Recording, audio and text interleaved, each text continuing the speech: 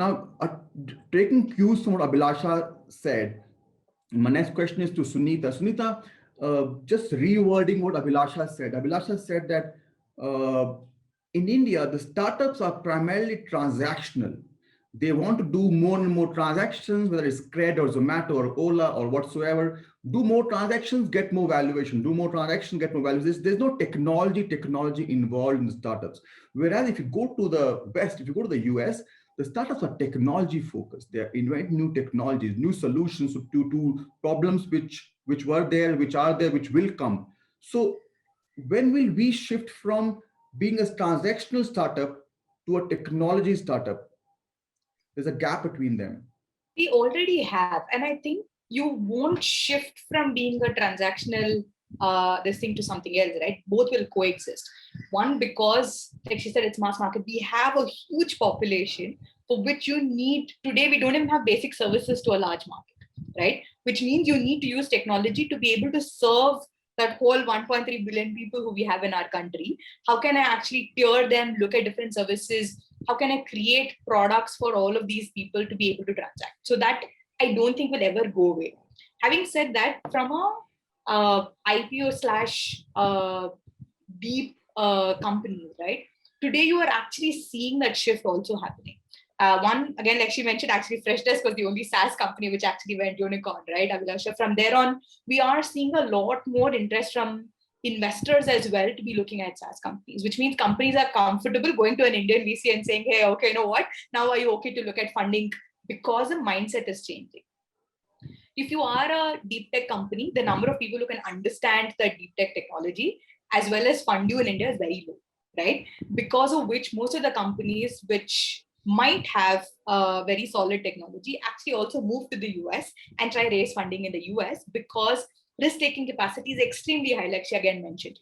Even the investor risk-taking capacity is dramatically higher in the US. So startups who are looking at core technology, where it's research-driven, because I don't know, another 4 years. So we actually funded a few companies in the US, which were some cancer research, somebody else who's looking at reducing, how do you actually reduce rats being used for, for testing. You wouldn't look at something like that in India. There, people are ready to pump in money and say it's okay for you to take 7 or 8 years, right? Build that research and then we will look at commercialization, right? Here, that risk-averse nature is actually still very high. And that's why even when you see investor base, while today angel investors are coming in, they're all senior professionals, people who've been in startups, you will still see large checks being very few from an Indian domestic investor, right? Extremely large checks are still coming from outside because of that reason itself. From a general mindset of Indians has been risk averse, which has been changing though, right? We are seeing that shift from Indian investors, from family offices, actually changing to looking at more risky assets. And I think it's just a course of time. I think we will move into that bucket where we don't want our startups to actually go register in the US, actually be here and build, while yes, global market is still going to be the key for revenue making capacities and stuff. So yes, having said all of that, B2B versus B2C, B2B SaaS versus B2C transactions, number of people and all of that, I want to take a real life example here. So one of my clients, Gupshup Technologies, you might know them. Biru Seth is the founder. He was also the founder of Upwork. We filed the patent applications for Gupshup.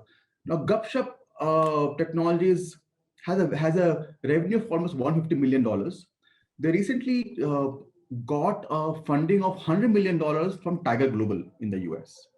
This is one company. So at a valuation of $1.4 billion. So revenue was 150 mil ARR and valuation was 1.4 billion.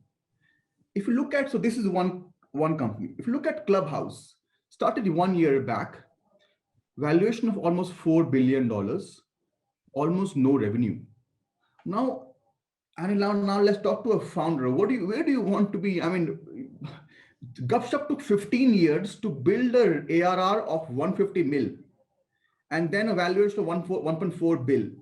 And where this bunch of folks, one of this Clubhouse founders is an Indian, Rohan Seth, $4 billion valuation in just 1 year. So should founders who have a lot of energy and capacity and a lot of, let's say, enthusiasm, should they be looking at should they be solving B2B SaaS problems, or should they venture into a B2C company? I don't think there is a cookie cutter model there, Amit, to be very frank, right? It's also about what is it that you can actually as an individual achieve. What is it that where is it that you have an understanding, right? And say if I am a very solid tech person, I will try and build something on the technology aspect to be able to, cater into particular segment. Maybe I'm from a healthcare segment. I will look at that. If I am somebody who is understanding sales like Abhilash was mentioning, I will look at enterprise SaaS and I will look at a very different domain. So it's also about my own capabilities as a founder. I don't think there is going to be something where I'll say, hey, you know what, because you're a younger person, you look at A, and if you have A, B, C, D kind of things, you look at B. I don't think it will work, right? It's very individualistic. It's also where I see that there is a problem or there is a gap, right? What you might find as a gap, I might actually not even find it as a gap. I'm being very frank. Just your own example of Clubhouse. I think 90% of the world just thought, I don't think this is going to work. Who's going to listen to audio stuff? It's not going to work, right? And it was a fad. Like, everybody joined on Clubhouse. It's a fad. Everybody joined in. And that's where I think the momentum actually got built up so much for them to be at where they are today, right? Like you said, no revenue. There are enough companies in India also where there has been no revenue, but they've actually gotten really high valuations. Also because of what? One, they were able to create a technology or able to create a service where there was adoption which was there, right? That's where your user data is, where you know that tomorrow I can actually figure out 30 mechanisms for me to actually monetize.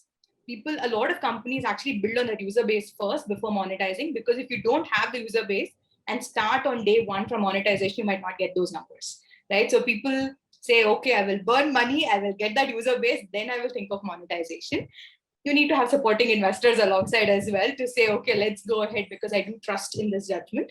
But that's the way it would be, right? So I don't think there is a particular way. I don't know if other folks actually feel differently, but No, I totally agree with you. I think just Amit, I just because. want to add something here, if I Sure. may. So I completely agree with what Sunitha just said, right? And I think 2 points. Firstly, this whole building for valuation mentality really needs to be wiped out. You build for solving a problem, period. You cannot be building because you need to grow your personal wealth. That is a function of being passionately perseverant about a problem that you're trying to solve. And I think once this like completely needs to be erased from an entrepreneur's mind, because it's very dangerous. You're building for all the wrong reasons then. Secondly, I think as an ecosystem, we're 15 years behind the US. So at any point when we make this comparison, we will be behind. Now, what is amazing, and as a country, we have been behind, right? Across services, across industries. So there's only so much you can, blame a particular startup ecosystem. As a country, there's so many things that we still need to learn from the West. I think what we should focus on is the fact that we are here. We are here where we see 10 unicorns coming in 1 month. I think for 2008, Sunitha, if you were part of the ecosystem back then, we wouldn't have imagined something like this happening, right, in the country. I think we are wonderfully ahead, and there's so much more to be built in India. I think we have to stop comparing with valuations in the West, because they have a lot of other privileges with them, which we don't. But I think we'll get there. So I think that those 2 points I wanted to make. Yeah. Absolutely, absolutely, Abhilash. Thank you so much for highlighting those.